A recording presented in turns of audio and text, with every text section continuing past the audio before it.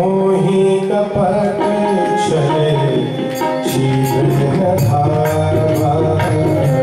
निर्मल भंजन सोए पावा मोही कपट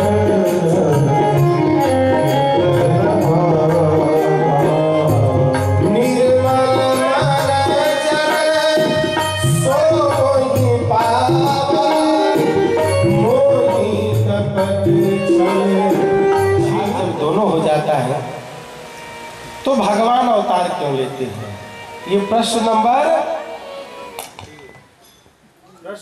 4। गोविंद गोविंद राधे राधे राधे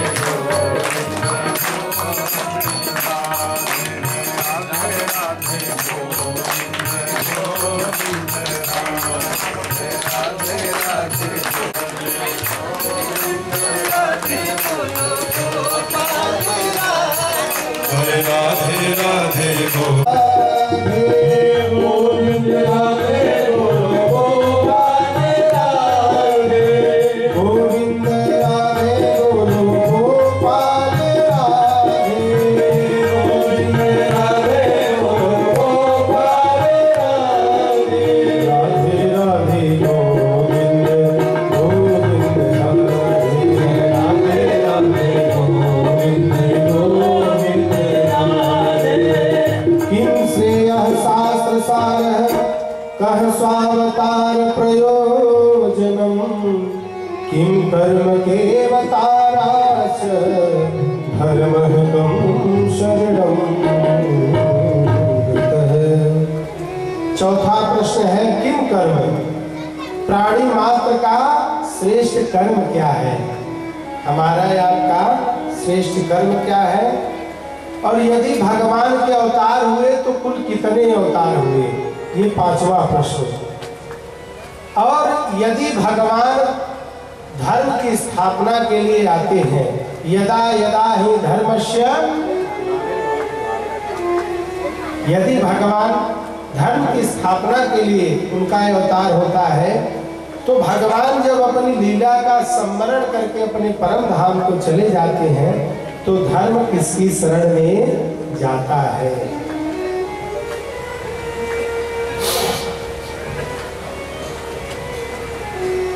और ये कुल हो गए 6 प्रश्न।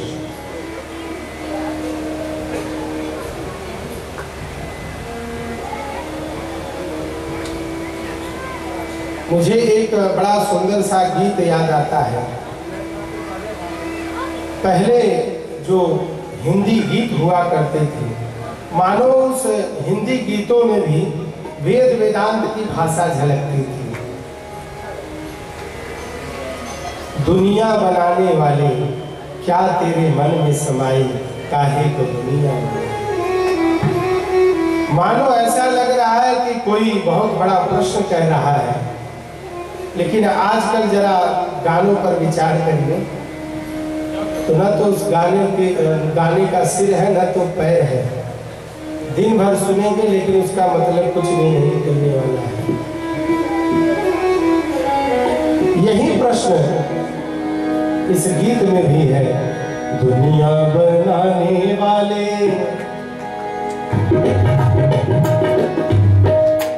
दुनिया बनाने वाले क्या तेरे मन में समाई,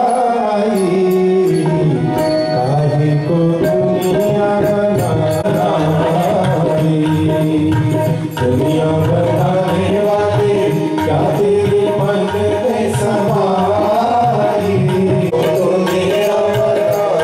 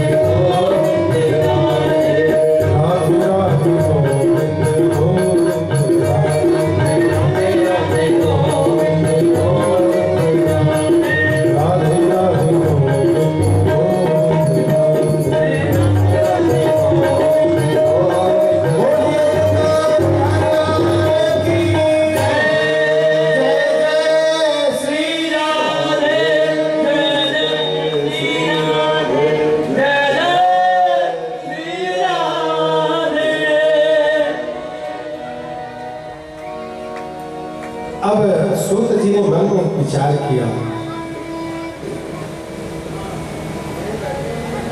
कि मंगलाचरण तो कर दिया, लेकिन अभी तक मैंने अपने गुरु जी का ध्यान नहीं किया, क्योंकि भगवान की कृपा का जब वर्णन करना हो तो बिना गुरु कृपा के बिना संभव नहीं है।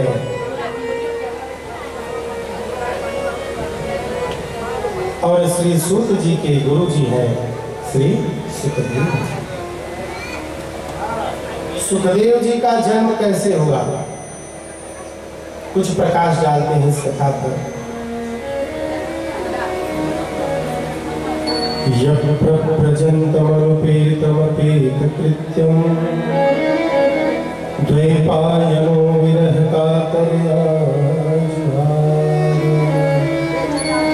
पुत्रेति तन्मयतया तरमुनिरेदुष तं सर्वभूतहृदयं मुनिमातुष।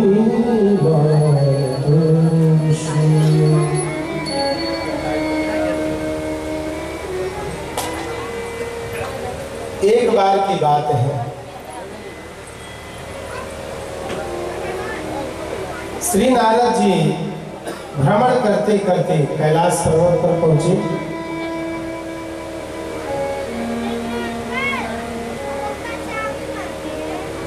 मैया सती ने देखा कि आज हमारे गुरुजी आए हैं। तुम इधर से मैया पार्वती ने देखा कि आज हमारे गुरुजी आए हैं, तो आगे बढ़कर के प्रणाम किए और बोले कि गुरुदेव बड़े दिन बाद आना हुआ।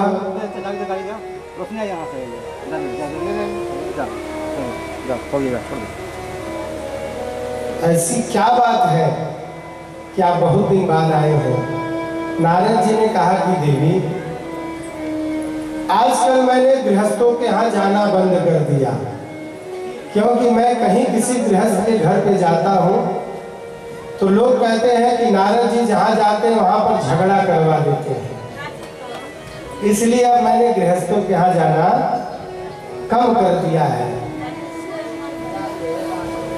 मैया पार्वती ने कहा लेकिन गुरुदेव हमारे यहाँ तो ऐसी कोई बात नहीं। देवी ने कहा देवी अब मुंह मत खुलवाओ। देवी ने कहा नहीं बाबा, बात आई है तो बात तो कहनी पड़ेगी।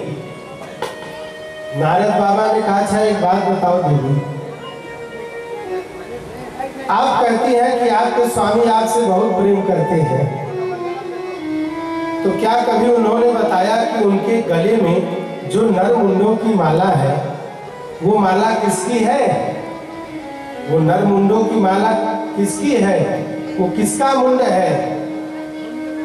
मैया ने कहा कि अरे गुरुजी, न तो मैंने कभी पूछा न तो कभी उन्होंने बताया, यदि मैं पूछती तो वो अवश्य बताते।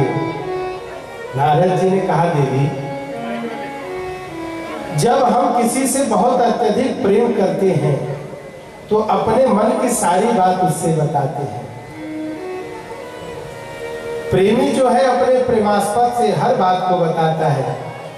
हमारा प्रेमी हमसे भले कुछ न पूछे, लेकिन हमारे साथ कुछ ऐसा होता है तो हम उसको अवश्य बताते हैं कि आज मैं वहां पे गया था, मेरे साथ ऐसा हुआ, मुझे अच्छा लगा, बुरा लगा। उसके जीवन में कुछ ऐसा नहीं रहता कि जो अपने प्रेमी से न बताए। और आप कहते हैं कि भोले बाबा आपसे कुछ भी नहीं छिपाते, और इतनी बड़ी बात आज आपसे छिपाए हैं, एक बार भी आपको बताया? मैया ने कहा सही कहते हो बाबा, जब मैंने नहीं पूछा तब उनको तो बताना चाहिए था। अब नारद जी इधर प्रणाम करके निकल पड़े। भोले बाबा ध्यान समाधि में बैठे हुए हैं। मैया गई और प्रणाम की, बोली कि आप मुझसे प्रेम नहीं करते, आप मुझसे कपट का व्यवहार रखते हैं, आप मुझसे स्नेह नहीं करते। भोले बाबा ने कहा अरे देवी, ऐसा तो नहीं, नारद जी आए थे। मैया ने कहा इधर उधर की बात मत करो। मैं जो पूछती हूँ उसको आप बताओ। भोले बाबा ने कहा देवी ऐसी बात क्यों करती हो, मैं तो आपसे अत्यंत प्रेम करता हूँ, कितना स्नेह रखता हूँ, अपने मन की हर बात को बताता हूँ। तो अच्छा एक बात बताइए, आपके गले में जो नरमुंडों की माला है, आपने कभी बताया कि ये नरमुंड की माला किसकी है?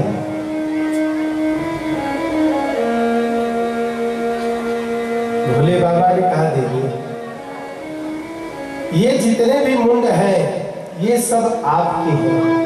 आपका जितना जन्म हुआ है, आपका जितना अवतार हुआ है, जब आप अपने उस अवतार में अपने देह का परित्याग किया तो आपसे अत्यधिक प्रेम होने के कारण मैंने आपके मुंड को अपने गले में धारण कर लिया। अब तो बड़ा आश्चर्य हुआ कि प्रभु मेरा इतना अवतार हुआ और आप जैसे कि तैसे ही बने रहे, कारण क्या है? देवी मैं एक कथा जानता हूँ, अमृत कथा, अमर कथा, जिस कथा को जानने के कारण मेरी कभी मृत्यु नहीं हुई, और ये कथा जिसको भी पता है उसकी कभी मृत्यु नहीं होने वाली है। इस कथा का नाम है अमर कथा।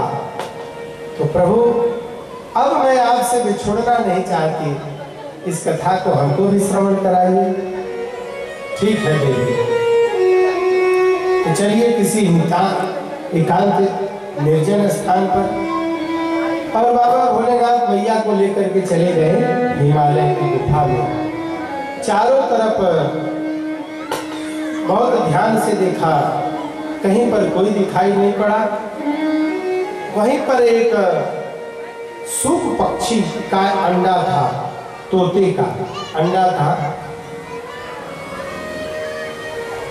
बाबा भोलेनाथ ने कहा देखो देवी, जब मैं कथा प्रारंभ करूंगा तब आप हुंकार भरना। कभी कभी ऐसा होता है कथा में निद्रा बहुत आती है, कहीं पर आए या न आए कथा में निद्रा बहुत आती है। पता है क्यों? किसको पता है? हाथ उठाए। किसी को भी पता हो तो हाथ उठाए। देखिए माता जी को पता है, जोरदार ताली बजाइए माता जी के लिए, क्योंकि ये सत्संगी है, ये कथा श्रवण करती रहती है। जब भगवान रामचंद्र ने कुंभकर्ण का वध किया तो जो कुंभकर्ण की पत्नी है वो है निद्रा देवी, आ गई और बोली कि अब आप मुझसे युद्ध करिए। भगवान ने कहा कि रघुकुल की रीत में और रघुकुल की मर्यादा में ऐसा नहीं है कि हम किसी स्त्री और नारी के ऊपर शस्त्र का प्रहार करें। तो निद्रा देवी ने कहा कि ठीक है, तो आज से आपकी जहां भी कथाएं होंगी मैं जाकर के श्रोताओं के सर पर बैठ जाऊंगी, उनकी संशय भी है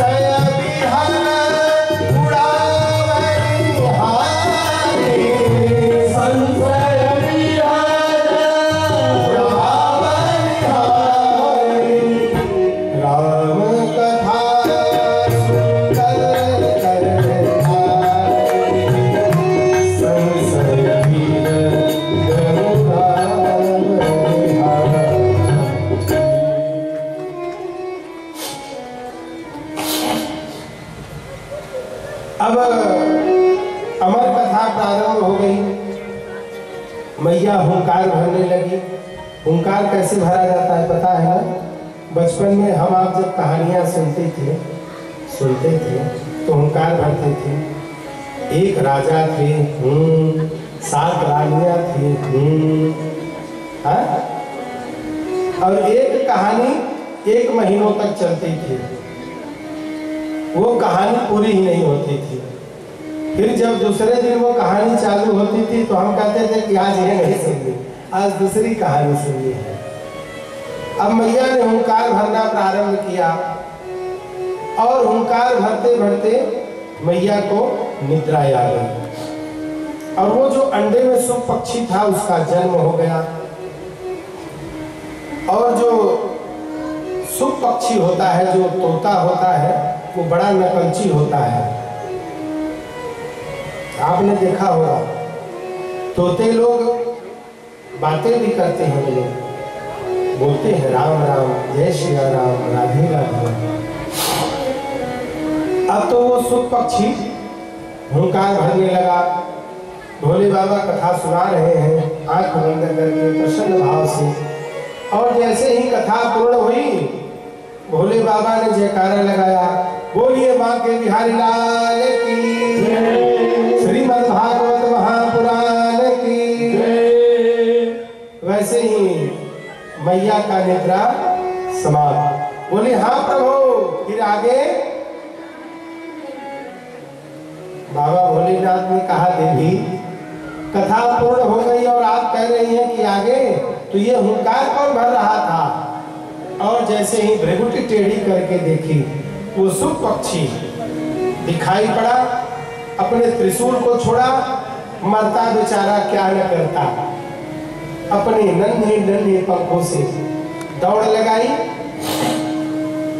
और पहुंच गया व्यास गुफा के पास, जहां पर व्यास पत्नी प्रातः काल श्री सूर्य नारायण भगवान को जल दे रही थी, अर्घ दे रही थी।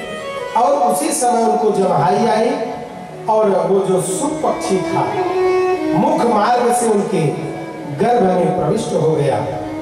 अब भोलेनाथ गुफा के बाहर त्रिशूल लेकर के खड़े कि आज मैं इसको नहीं छोड़ने वाला। व्यास जी आए, बोले अरे प्रभु, के ही कारण आगमन तुम्हारा, किस कारण से आप आए हैं? अहो भाग्य हमारे आप जो पधारे। भोलेनाथ ने कहा व्यास जी, आज मैं सुख पक्षी को छोड़ने वाला नहीं। सारी बात को बता दी बाबा भोलेनाथ ने। व्यास जी ने कहा कि प्रभु, जब आप कहते हैं कि उस अमर कथा को जो कोई सुन लेगा, जान लेगा, वो कभी मर नहीं सकता, तो आप बताइए आप उसका कैसे वध करेंगे? भोले बाबा को बात समझ में आ गई, वापस अपने कैलाश पर्वत पर चले आए। अब वहीं श्री सुखदेव जी माता के गर्भ में 12 वर्ष तक रहे। अपने दिव्य दृष्टि से वेदव्यास जी ने देखा कि हमारी पत्नी के गर्भ में श्री सुखदेव जी हैं, तो बोले बेटा बाहर आओ। सुखदेव जी ने कहा नहीं पिताजी, ये जो माधव की माया रानी है ये बड़ी बलवती है। जब तक मैं गर्भ में हूँ तब तक माया के आवरण से बचा हूँ, तब तक माया के प्रपंच से बचा हूँ। जैसे ही मेरा जन्म होगा मैं पृथ्वी पर आऊंगा।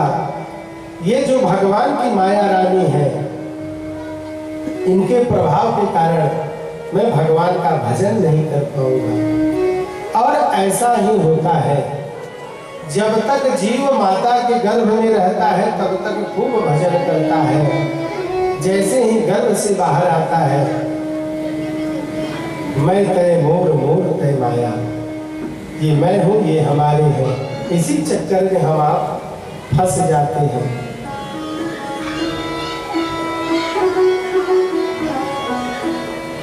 व्यास जी ने समझाया कि देखो बेटा, माया के चक्कर में वही फंसता है जो माया को भसता है। जो माधव को भसता है वो माया के चक्कर में नहीं फंसता और माया उसका कुछ भी नहीं बिगाड़ पाती। अब तुम आ जाओ, तुम्हारे जन्म का समय हो गया है। भूमि परत भार डाभर पानी, भूमि परत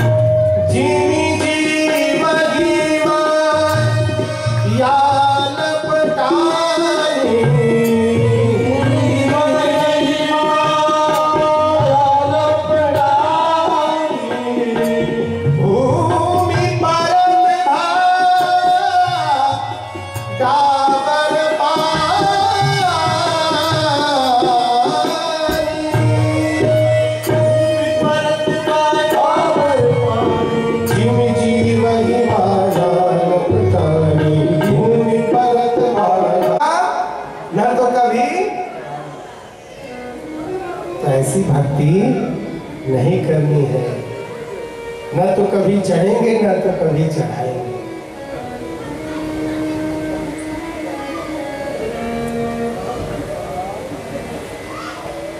कन्या का विवाह होता है, अपने ससुराल जाती है। ससुराल में कितने लोग होते हैं? सास ससुर, जेठ जेठानी, देवर देवरानी, ननद, सबका सम्मान करती है, लेकिन प्रेम तो केवल अपने पति से करती है। तो उसी प्रकार से संसार में जितने भी देव हैं, जितनी भी देवियां हैं, सबका सम्मान करिए, सबके प्रति आदर भाव रखिए, सबको प्रणाम करिए, लेकिन आपके इष्ट तो केवल एक होने चाहिए, जिससे आपका दिल लग जाए, जिससे आपका मन लग जाए, जो आपके मन मंदिर में बैठ जाए। कोई राम जी को मानता है तो कोई श्याम जी को मानता है, कोई बाबा भोलेनाथ को मानता है, कोई आदि शक्ति मैया जगदम्बा परम्बा दुर्गा मैया को मानता है। तो हमारी भक्ति पुष्ट हो जाए, एक में हो, और वो भी निष्काम भाव से। ऐसी ही मीराबाई हुई, जो घूम घूम करके गाने लगी, मेरे तो गिरधर गोपाल दूसरों न कोई। 7 साल की थी मीरा जी, उनके मोहल्ले में बारात आया, अपने मैया से पूछी, मैया ये घोड़े पर बैठ करके सच कर कौन आ रहा है? मीराबाई की मैया ने कहा, ये दुल्हा है। किसका दुल्हा? वो जो तेरी बगल वाली दीदी है उसका दुल्हा है। तो मैया मेरा दुल्हा कौन है? अब 7 साल की थी मीरा जी। माता जी जवाब क्या दें? मैया ने कहा, देख मीरा, वो जो मंदिर में है नंदलाल जी, वो जो भगवान बाके बिहारी है, वही तेरे दुल्हा है। और ये बात समझ में आ गई मीरा जी के, और 7 साल के उम्र में ही गाने लगी, मेरे तो गिरधर गोपाल दूसरों न कोई, मेरे तो गिरधर गोपाल दूसरों न कोई, मेरे तो गिरधर गोपाल दूसरों न कोई, मेरे तो गिरधर गोपाल दूसरों न कोई,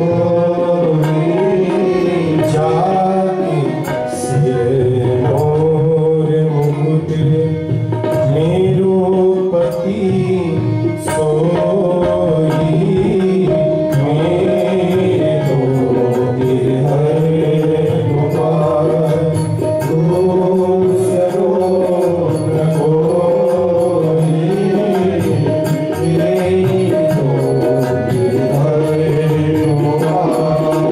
छोड़ दई कुल की कहानी, छोड़ दई कुल की कहानी, कहाँ करी है कोई, मेरे को गिरधर गोपाल दूसरों न कोई, मेरे को गिरधर गोपाल दूसरों न कोई, मेरे को गिरधर गोपाल।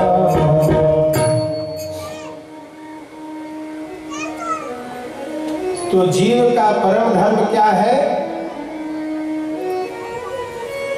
कि हम भक्ति करें और निष्काम भाव की भक्ति करें और उस परम तत्व को जानिए।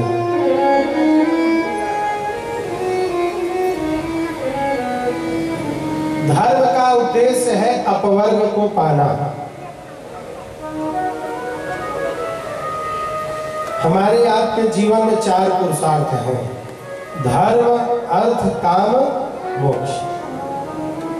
तो धर्म का उद्देश्य है अपवर्ग को पाना और जीव का परम लक्ष्य है कि उस परम तत्व को जाने।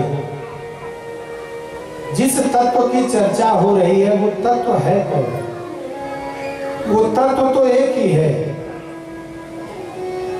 लेकिन बताने वाले उसके कई रूप बताते हैं। एकम सत विप्रा बहुधा वदंती, वो तत्व एक ही है।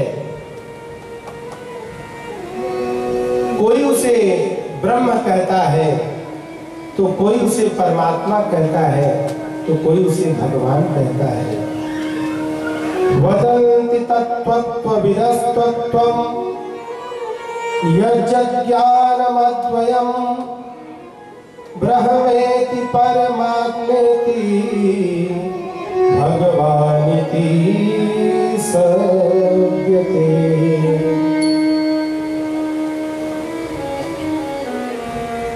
जो ज्ञानी पुरुष है उस परम तत्व को ब्रह्म कहते हैं और जो योगी पुरुष हैं, जो ध्यानी पुरुष हैं, उस परम तत्व को परमात्मा कहते हैं। और हमारे आप के जैसे भक्त लोग उस परम तत्व को भगवान कहते हैं। तत्व एक ही है। जब बिजली का निर्माण नहीं हुआ था तब पर भी बिजली थी। कहाँ थी? जल में थी। जब यही बिजली जल में होती है तो निर्गुण निराकार रूप में होती है। इस बिजली का कोई आकार नहीं होता, इस बिजली का कोई गुणधर्म नहीं होता, लेकिन यांत्रिक विधि के द्वारा जब इसी बिजली को तार में प्रवाहित करते हैं तो आंख का विषय तो नहीं कहते हैं कि बिजली आ गई। जब बिजली जल में थी तो निर्गुण, और जैसे ही वो बिजली बल्ब से जुड़ी सगुण साकार के रूप में हो गई। तत्व तो एक ही है। गेहूं का आटा है, कोई चपाती बना करके खा लेता है, कोई पराठा बना करके खा लेता है, कोई पूरी सेक करके खा लेता है। गेहूं का आटा वही है, तत्व वही है। हम आज सभी लोग कितने आभूषण धारण किए हैं। कोई नाक का पहना है, कोई कान का पहना है, कोई हाथ का पहना है। हमारे आपके दृष्टि में अलग है। मांग टीका है, ये हाथ का कंगन है, ये गले का मंगलसूत्र है, लेकिन इसी सोने देखेगा तो उसके दृष्टि में सब सोना है। हमारे दृष्टि में इसका नाम भेद है, लेकिन का पात्र होता है। कोई पुरवा होता है, कोई कसोरा होता है, कोई सुराही होता है, कोई गगरी होता है। नहीं, मैं हाथी खाऊंगा। अब संत भगवान बेचारे बड़े घबराए कि भाई बड़ी बड़ी सुरमा है, जरा चल करके देखा जाए। शेर और हाथी खाने की बात कर रहे हैं और दोनों लड़ झगड़ रहे थे। दो बच्चे थे, आपस में लड़ झगड़ रहे थे। एक बच्चा कह रहा था मैं शेर खाऊंगा, दूसरा कह रहा था हाथी खाऊंगा। और जाकर के जब संत भगवान ने देखा तो जो दीपावली के पर्व पर, भैया दूज के पर्व पर चीनी की मिठाइयाँ बनती है ना, चीनी की मिठाइयाँ। कोई शेर के आकार का रहता है, कोई हाथी के आकार का, कोई मुर्गे के आकार का, कोई सर्प के आकार का। तो आप खाइए कुछ भी, लेकिन है तो चीनी की ही मिठाई। तो जो तत्वदर्शी होता है वो सब में उसी परम तत्व, उसी परम पिता परमात्मा के स्वरूप का दर्शन करता है। कहने के लिए हम पुरुष हैं, आप स्त्री हैं, कोई वृद्ध है, कोई जवान है, कोई बालक है, लेकिन जो तत्व में दर्शी है वो सबके अंदर उसी परमपिता परमात्मा के स्वरूप का दर्शन करता है।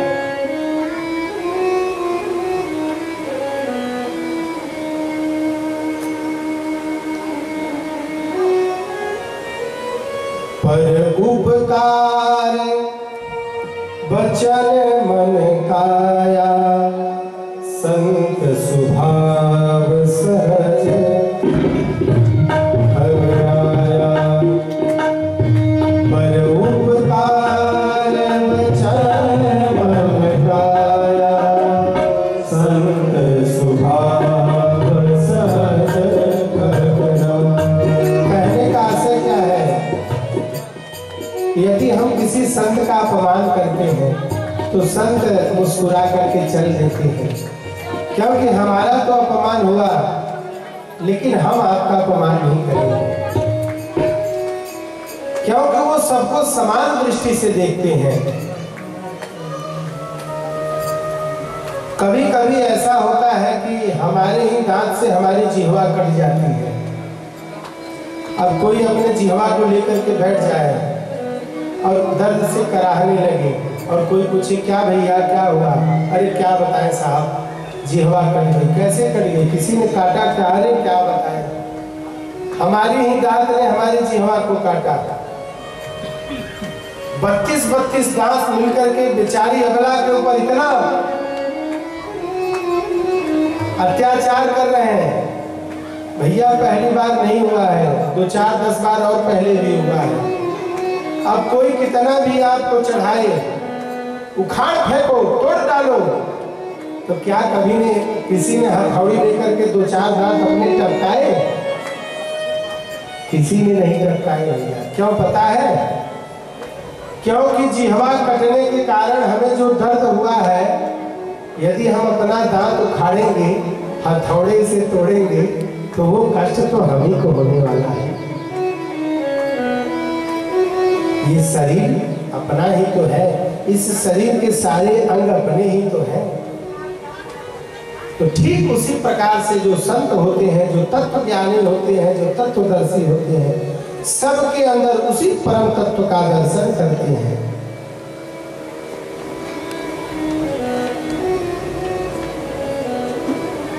और वही निर्गुण निराकार परम ब्रह्म है।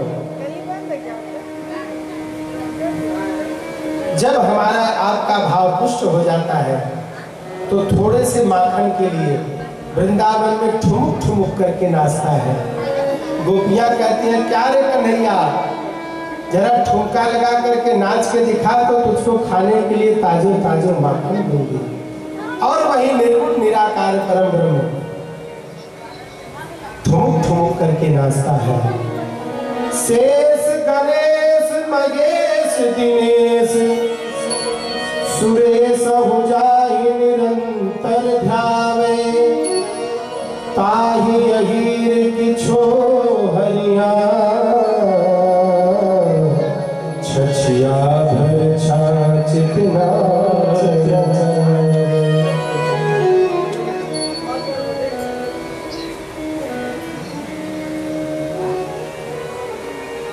और इस दिव्य शरीर को पा करके जो भी मनुष्य, जो भी प्राणी भगवान का भजन नहीं करता, तो इस देह को पाना व्यर्थ है। बड़ी भाग मानुष तनु पावा, सुर दुर्लभ सब धन कहीं गावा।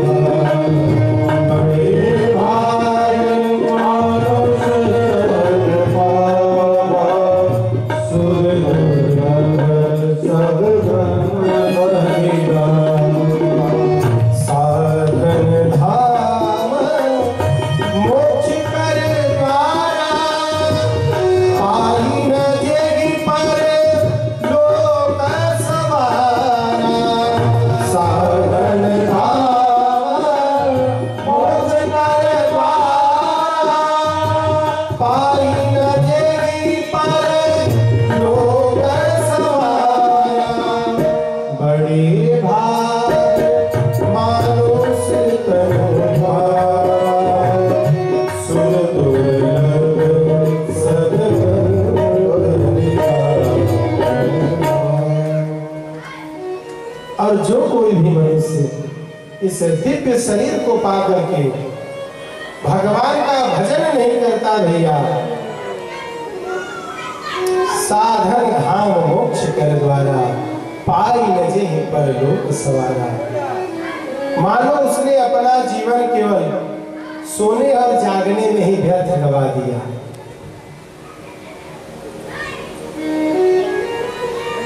सौनक ऋषियों ने कहा कि गुरुदेव श्री सूत जी, इस भागवत जी की रचना कब हुई, इसका निर्माण कब हुआ?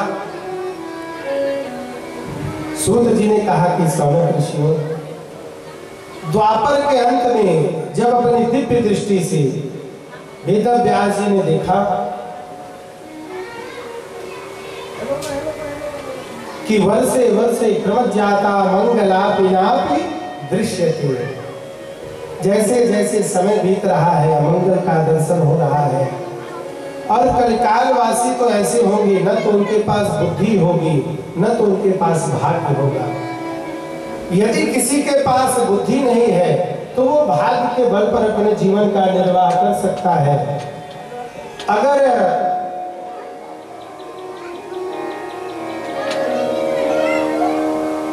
किसी के पास भाग्य नहीं है तो अपनी बुद्धि और अपने पुरुषार्थ के बल पर अपने जीवन का निर्वाह कर सकता है। लेकिन कलिकाल वासियों के तो भाग्य और बुद्धि, उनका पुरुषार्थ सब क्षीण हो जाएगा। मंदा सुमंद मतयो मंद भाग्या युक्तता, सब कुछ मंद रहेंगे। तो क्या करें? और ऐसा विचार करके एक वेद की 4 शाखाएं थी, ऋग्वेद, यजुर्वेद, सामवेद और अथर्ववेद। तब पर भी उनके चित्त को शांति नहीं मिली और लिखते लिखते 17 पुराण लिख गए।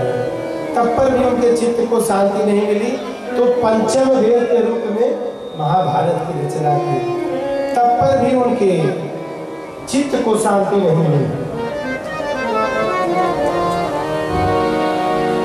उनके चित्त को शांति नहीं मिली और इतना सोच करके विचार ही कर रहे थे। तुरंत उसी समय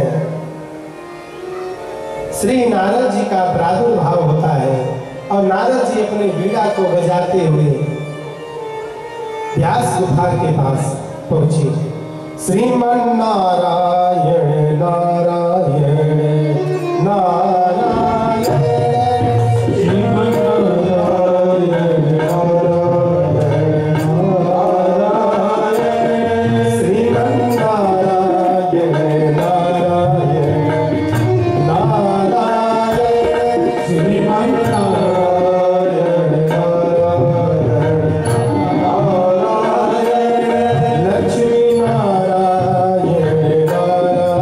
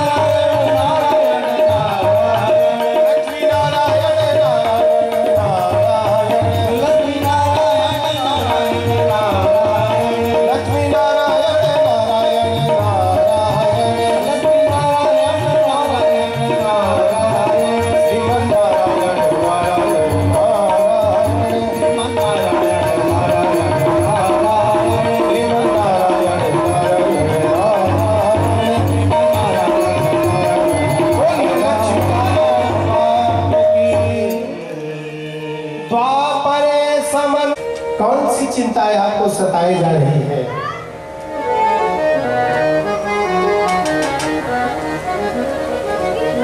कौन सी चिंताएं आपको सताई जा रही है? और सारी बातों को व्यास जी ने बता दिया कि नारद जी, मैंने एक वेद की 4 शाखाएं की, 17 पुराण, पंचम वेद, महाभारत लिखा, तब पर भी मेरे चित्त को शांति नहीं है, क्या करूं? नारद जी ने कहा कि व्यास जी, बारातियों की कितनी भी सेवा करिए, लेकिन सेवा तो तब मानी जाएगी जब दुल्हे राजा प्रसन्न हो, जब दुल्हे राजा की सेवा हो। बारातियों को कुछ भी खिलाइए पिलाइए, और अगर दुल्हे राजा बिगड़ गए तब तो अभी तक तो आपने सबके गुणानुवादों का गुण गाया, लेकिन आपने अभी तक गोविंद के गुणों का गुणानुवाद नहीं गाया। विष्णु पुराण में और अन्य पुराणों में गाया, लेकिन गौण रूप में, संक्षिप्त रूप में नहीं। और तुरंत चतुर श्लोकी भागवत का दिव्य ज्ञान दिया। सरस्वती नदी में स्नान करके आए और जैसे ही रचना के लिए बैठे, देखते देखते 18,000 श्लोकों की दिव्य पावन संहिता श्रीमद् भागवत महापुराण प्रकट हो गई। बोलिए श्रीमद् भागवत महापुराण की जय। अब व्यास जी ने मन में विचार किया कि ये परमहंसों की संहिता है, अब इस महाप्रसाद को किसको परोसा जाए? तो कोई परमहंस होना चाहिए। तुरंत अपने पुत्र की याद आ गई, सुखदेव की, लेकिन वो तो कहीं निर्गुण निराकार की सत्ता में ध्यान लगा करके बैठा होगा। अपने चेलों को बुलाया, भागवत के कुछ श्लोकों का गान सिखाया और भेज दिया, जाओ इन श्लोकों का गान करो, मेरा पुत्र जहां भी होगा इन श्लोकों को सुनेगा तो वो अवश्य मेरे पास आएगा। और वेदव्यास जी के जो शिष्य हैं, कुछ श्लोकों को याद करके यत्र तत्र सर्वत्र चारों दिशाओं में भ्रमण कर रहे हैं और उन श्लोकों का गान कर रहे हैं। और जैसे ही प्रथम श्लोक की ध्वनि श्री सुखदेव जी के कर्ण रंध्र में गई, कानों में गई, तुरंत उनका ध्यान टूट गया। वाह! क्योंकि इस प्रथम श्लोक में भगवान के स्वरूप का वर्णन है कि भगवान का स्वरूप कैसा है।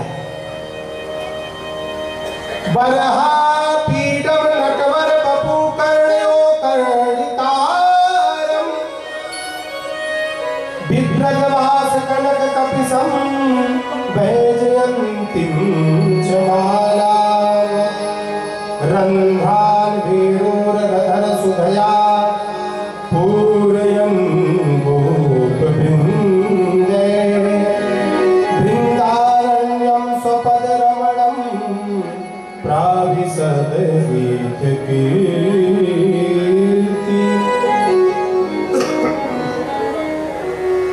भगवान का स्वरूप कैसा है? बरहापीडम, नटवर बपू। जो नट होते हैं, नटराज, कितना दिव्य श्रृंगार करते हैं। भगवान दिव्य श्रृंगार किए हैं। कानों में कनेर का पुष्प है, गले में वैजयंती की माला है और अधर पर वेणुका का निनाद करते हुए सायंकाल में वृंदावन विपिन में प्रवेश पा रहे हैं।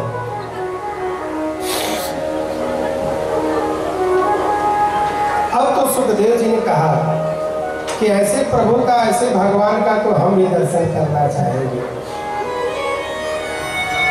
लेकिन कोई सुंदर व्यक्ति मन से भी सुंदर हो इसकी कोई गारंटी नहीं। देखने में तो सुंदर है, लेकिन क्या उसका मन, उसका स्वभाव सुंदर है? और जैसे ही अगले श्लोक को शिष्यों ने गाना प्रारंभ किया, अगले श्लोक में भगवान के स्वभाव का वर्णन है कि भगवान का स्वभाव कैसा है। अहो वकीयम स्तन कालकूटम गृहांसयापायदप्यसाध्वी लेभे गतिं धातुचितां ततोऽन्यं कमवादयालुं शरणं व्रजेन। अहो वकीयम, वकासुर की बहन है पूतना, वकीय। पूतना का नाम क्या है? वकीय। अहो वकीयम संस्कृत शब्द है अहो। जैसे हम लोग बहुत आश्चर्य में पढ़ते हैं तो कहते हैं ओह हो, कहते हैं ना ओह हो। तो वैसे ही संस्कृत का शब्द है अहो।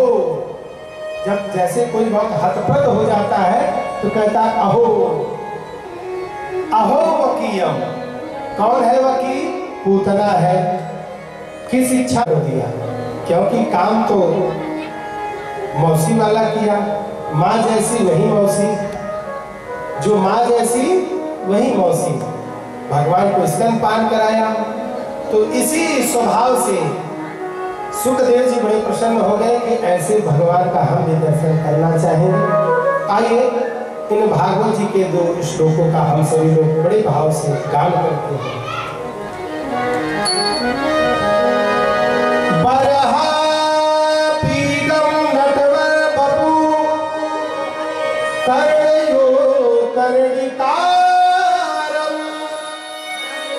विप्रदवास कनक कपिसं वैजयन्तीं च माला रन्ध्रान् वेणोररधर सुधया पूर्यन गोप वृन्दे वृन्दारण्यं सपदरमणं प्राविशद गीतकीर्ति। अहो वकीयं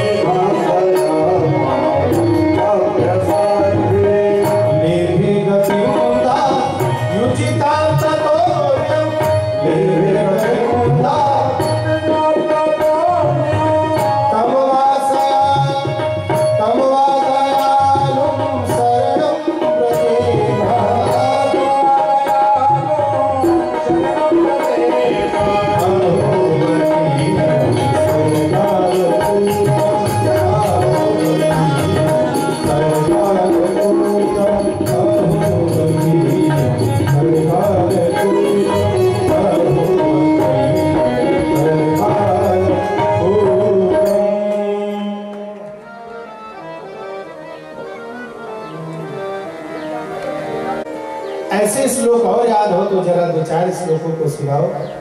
शिष्यों ने कहा कि हमें तो केवल 2 ही श्लोक याद है। ऐसे 18,000 श्लोक हमारे गुरु जी के पास है, तो चलो हमें ले चलो। और भागे भागे आए श्री सुखदेव जी और वेदव्यास जी ने दिव्य भगवान की कथा का रसपान कराया, भागवत की कथा का रसपान कराया।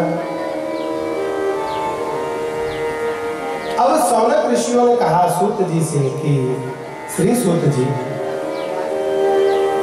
ये भागवत की कथा 7 दिन ही क्यों होती है? शिव महापुराण की कथा 9 दिन की होती है, 7 दिन की होती है, 5 दिन की होती है। राम कथा 9 दिन की होती है, 11 दिन की होती है। लेकिन श्रीमद् भागवत की कथा 7 दिन की ही क्यों होती है?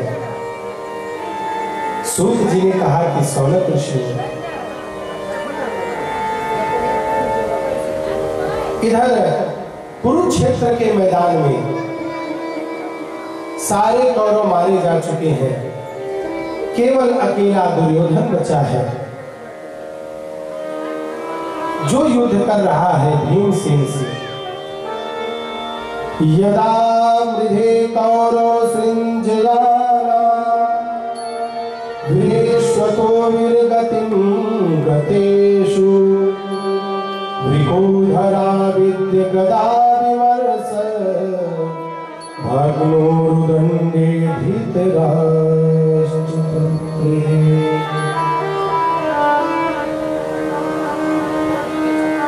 और इतने में श्री बलराम जी तीर्थ यात्रा से आ जाते हैं।